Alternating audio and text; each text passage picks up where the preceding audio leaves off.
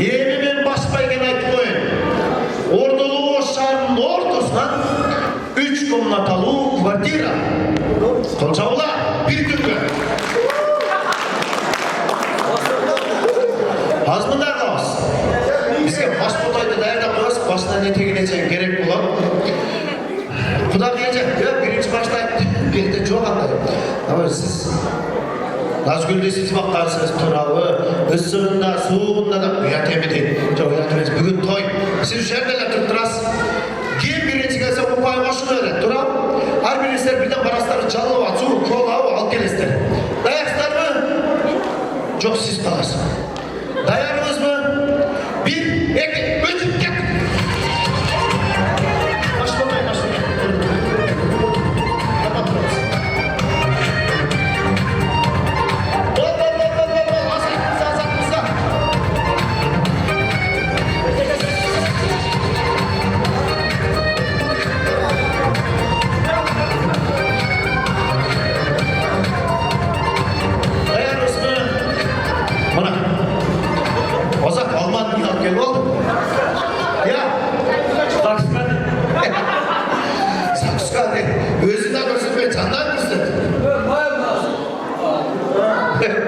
Alman beri var.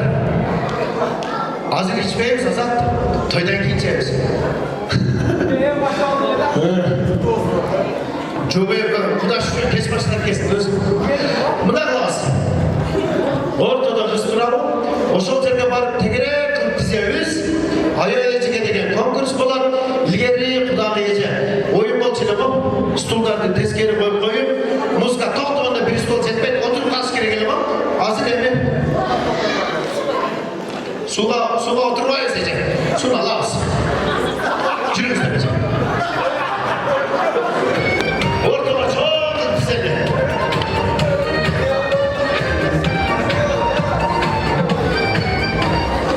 Ortada tutan çok palaktaydı bize biz. Han bu da bir sevsek özüne su çok. Bürok bunlar lazım. Muzga bulak mendırdayım. Size aylanır paradır. Al dedim alışıyor. Allah gibi anlayasın. Böyle diye veriyorsun sen. Dayaksızlar mı?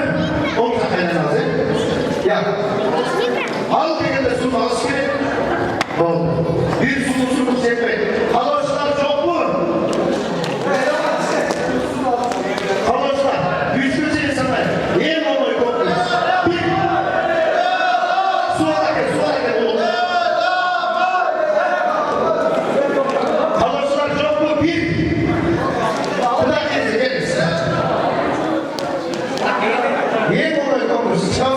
Kaç. Kaçmayı seviyor musun? Ne yapalım konkurs?